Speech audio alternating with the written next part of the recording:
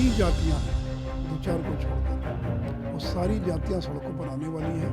किसी को भरोसा नहीं है, किसी को विश्वास नहीं है, और हर एक जाति यही महसूस कर रही है कि उसके साथ धोखा हो रहा है। ये डराते हैं कांग्रेस को, आरजेडी को, तुम ज़्यादा गड़बड़ करोगे तुम बीजेपी के साथ में जा सकते हैं, जबकि बीजेपी ने अपना दरवाजा बंद कर रखा है। सरकार से जुड़ी दो तीन जातियों को छोड़कर और अधिकांश जातियों को इन आंकड़ों पर सभी लोगों को लग रहा है कि उनको ठग दिया, उनको धोखा दिया, घर बैठे आंकड़े तैयार कर दिए।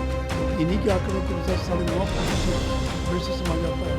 तो 9 लाख को जो 9 भाग में तोड़ दिया, तो बड़ी राजनीति इसकी पीछे भी है।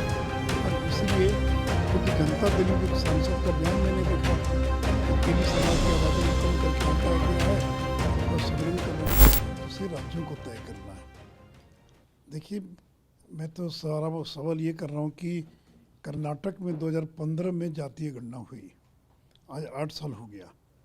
क्यों नहीं कांग्रेस की सरकार ने आज तक उस रिपोर्ट को सार्वजनिक किया? और यही सिद्धरामैया जो आज मुख्यमंत्री हैं कर्नाटक के, इन्हीं के समय में हुआ, लेकिन आज तक वो रिपोर्ट सार्वजनिक नहीं हुई। तो पहले कांग्रेस कर्नाटक की जो जातीय गणना की जो रिपोर्ट है उसको तो सार्वजनिक करे। और 5 साल से कांग्रेस की सरकार थी राजस्थान में, छत्तीसगढ़ में, क्यों नहीं जातीय सर्वेक्षण कराया? और आज जब चुनाव में बचा है, घोषणा होने में बचा 5 दिन, तो कह रहे कि हम कराएंगे। तो ये राज्यों का विषय, जो राज्य कराना चाहे करा सकता है, ना कराना चाहे नहीं करा सकता है। तो इसलिए लेकिन कांग्रेस शासित राज्यों को इसका जवाब देना होगा। हिमाचल में तो 1 साल से सरकार है, क्यों नहीं वहाँ प्रारंभ हुआ? ममता बनर्जी का इसके बारे में क्या रुख है? तो अलग अलग राज्यों की अलग अलग स्थिति है। तो राज्य जो कराना चाहे, बिहार में हुई गणना, हमने समर्थन किया। तो अगर कोई राज्य कराना चाहे तो कराने के लिए स्वतंत्र है। विपक्ष बार बार ये कह रहा है कि बीजेपी को पिछड़ा वोट खिसकने का डर है।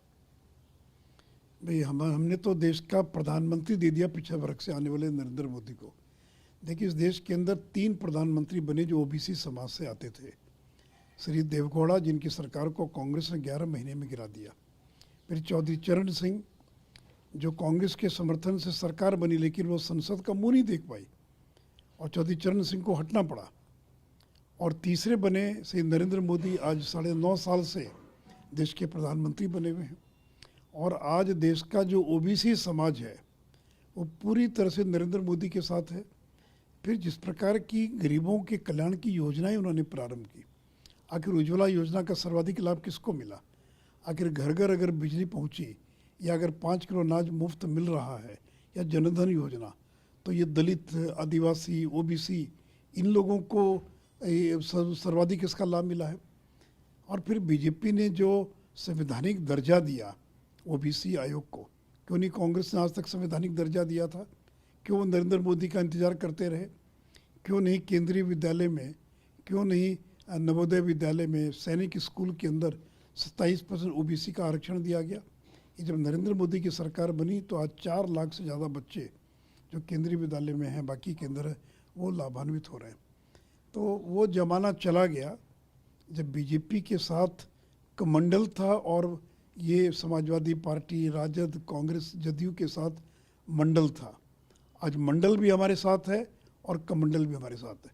इसलिए लाख ये प्रयास कर ले, वो ओबीसी की एकता को, हिंदू समाज की एकता को तोड़ नहीं सकते। सर, आपको क्या लगता है कि समाजवादी नीतीश कुमार बाकी मुख्यमंत्रियों से बिहार के कैसे अलग है? क्योंकि अब उनके नेता कह रहे हैं कि कर्पूरी ठाकुर के बाद और वीपी सिंह के बाद अब तीसरे बड़े नेता हैं जिन्होंने ओबीसी का हित किया है। अब इतने बड़े नेता की 44 पर सिमट गए। मैं केवल 44 एमएलए उनके जीत कर आए। एक समय में नीतीश जी की पार्टी के 125 एमएलए जीत कर आए थे, लगभग 110-12। कम होते होते उसका 75 हो गए, अब 44 पर सिमट गए। अगले चुनाव के अंदर तो पता ही नहीं चलेगा कि जनता दल कहाँ चली गई। तो तुलना करने में क्या लगता है? आप किसी से तुलना कर दीजिए। जो है वो भी तुलना करते कहते हैं कि मौजूदा जो एनडीए है वो अटल बिहारी वाजपेयी के एनडीए से अलग है। नहीं, उनको कोई अटल जी से थोड़ी कोई प्रेम है। वो आज तक कभी नीतीश जी अटल जी की समाधि पर नहीं गए थे पुष्पांजलि अर्पित करने के लिए।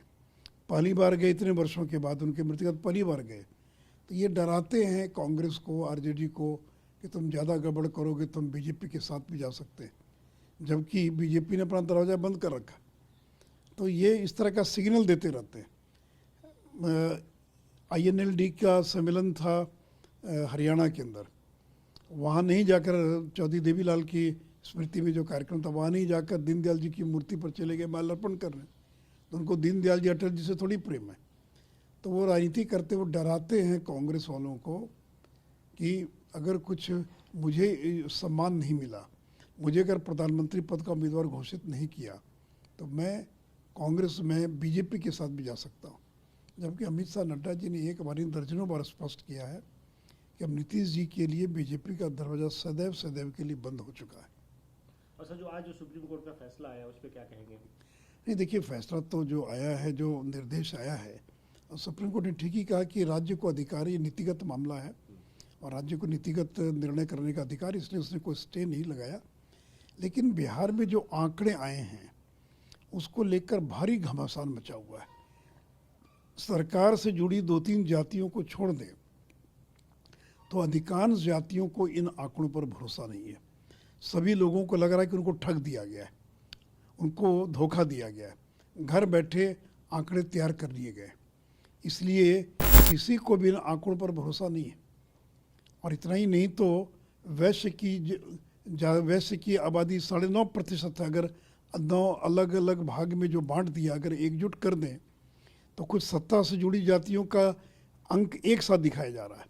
और मल्लाह को तोड़ दिया गया, वैश्य को तोड़ दिया गया, वैश्य को 9 उपजातियों में तोड़कर दिखाया जा रहा है।